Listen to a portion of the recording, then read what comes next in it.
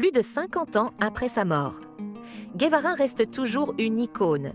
Issu de la petite bourgeoisie argentine, Ernesto Guevara de la Serna est un adolescent anticonformiste et curieux de tout.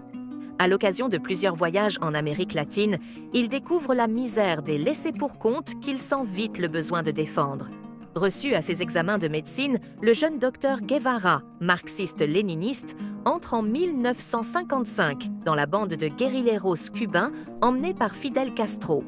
Il organise dans la Sierra Maestra une nouvelle méthode de guerre, le FOCO, une stratégie qui aboutit à la chute du dictateur cubain Batista en janvier 1959, puis à l'édification du premier socialisme tropical.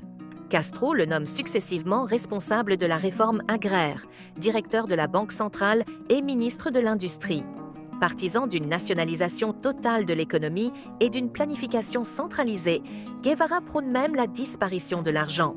Intègre, il refuse les privilèges pour lui comme pour ses proches. Refusant tout rapprochement avec Moscou, le Che gêne le leader Maximo dans ses rapports avec les soviétiques. Guevara décide alors d'abandonner son ministère pour rejoindre la guérilla de Kabila au Congo en 1965, puis une expédition de rebelles en Bolivie en 1966. Mais cette dernière opération se révèle être un piège. Le Parti communiste bolivien ne le soutient pas.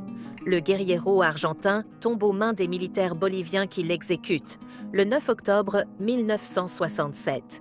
Le Che est abattu d'une rafale de pistolets mitrailleurs dans un village perdu de Bolivie. Une légende du siècle vient de mourir. Il incarne encore aujourd'hui le héros romantique, l'idéaliste politique.